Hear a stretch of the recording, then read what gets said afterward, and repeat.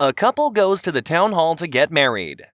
They arrive just seconds before closing time, but are able to catch a judge just as he's about to leave. The groom asks, "Sir, will you marry us?"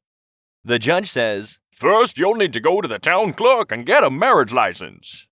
They catch the town clerk just as he's locking up and get a license from him. When they return to the judge, he points out that they have filled in the names wrong, with his where hers belonged and vice versa. They rush back to the clerk's office, catch him again, and get another license. This time, the judge notices the clerk has filled in the date using the wrong format. Again, they catch the clerk as he's attempting to leave, and after 3 reissued licenses, the judge is finally satisfied. The judge says, "I hope you appreciate why I made you keep going back. If there were any irregularities in the license, your marriage would not be legal. And any children you might have had would be, putting it delicately, technical bastards." The groom replies, "That's funny.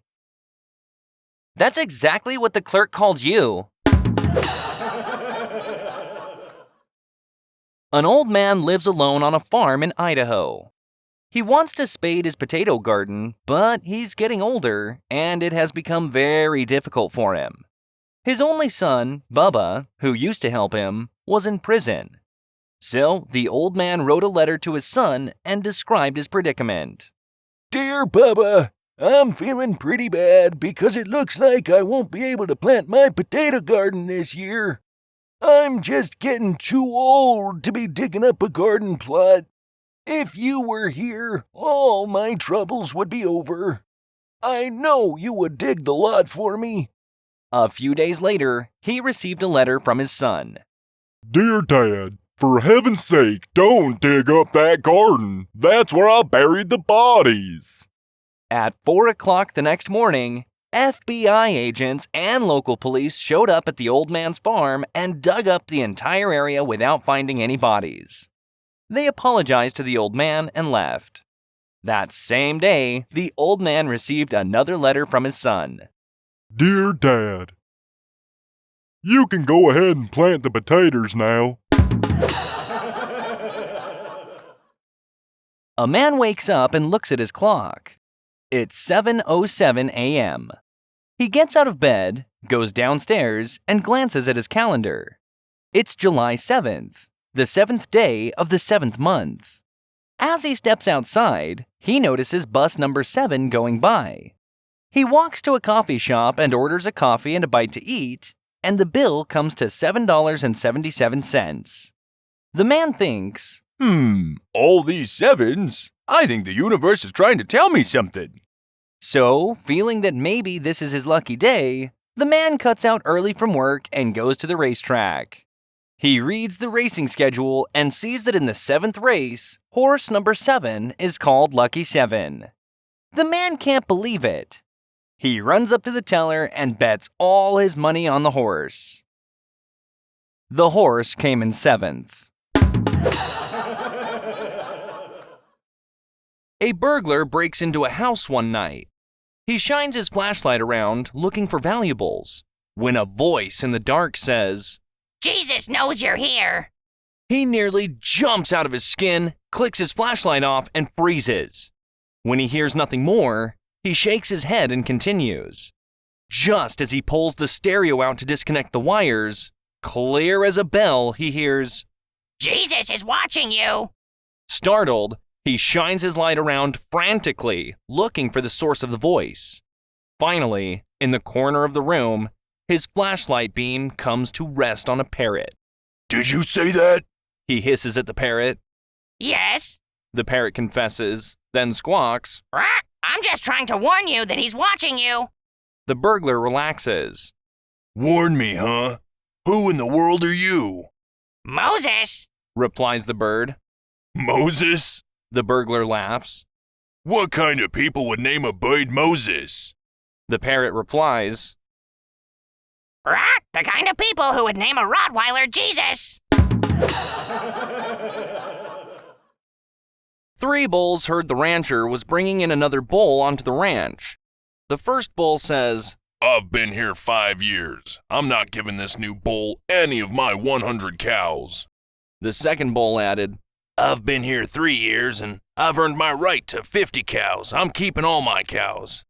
The third bull replied, I've only been here a year, and so far, you guys have only let me have 10 cows. I may not be as big as you fellows, but I'm keeping all 10 of my cows. Just then, an 18-wheeler pulls up in the pasture carrying the biggest bull they've ever seen. At 4,700 pounds, each step he takes strains the steel ramp. The first bull says, I think I could spare a few cows for our new friend. The second bull says, I actually have too many cows to take care of. I can spare a few. They look over at the third bull and find him pawing the dirt, shaking his horns and snorting. The third bull looks up and says, hell, he can have all my cows. I'm just making sure he knows I'm a bull. A lawyer has just purchased a new Ferrari, and he is very eager to show it off to his colleagues. Suddenly, an 18-wheeler comes out of nowhere and takes off the driver's side door as he's standing right next to it. No! He screams because he knows that the car will never be the same again. Minutes later, a policeman arrives. The lawyer runs up to him screaming, My Ferrari door was just torn off by that idiot in that truck over there! The policeman looks at him and asks, You're a lawyer, ain't you? Well, yes, I am, replies the lawyer. But what does that have to do with anything? The policeman replies, You lawyers are all the same. All you care about are your personal possessions. I bet you didn't even notice that your left arm is missing. Shocked, the lawyer looks down at his side and screams, My Rolex! A jockey is about to enter a race on a new horse. The horse's trainer meets him before the race and says, All you have to remember with this horse is that every time you approach a jump, you have to shout, Alley-oop! Really loudly in the horse's ear. As long as you do that, you'll be fine. The jockey thinks the trainer is mad, but promises to shout the command. The race begins and they approach the first hurdle.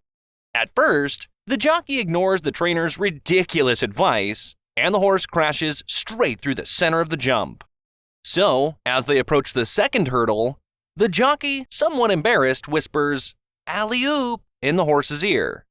The same thing happens. The horse crashes straight through the center of the jump. At the third hurdle, the jockey thinks, It's no good, I'll have to do it, and yells, Alley-oop! Really loudly. Sure enough, the horse sails over the jump with no problems. This continues for the rest of the race, but due to the earlier problems, the horse only finishes third. The trainer is fuming and asks the jockey what went wrong. The jockey replies, Nothing is wrong with me, it's this bloody horse. Is he deaf or something? The trainer replies, Deaf? He's not deaf. He's blind. A Russian scientist and a Czech scientist spend their lives studying grizzly bears.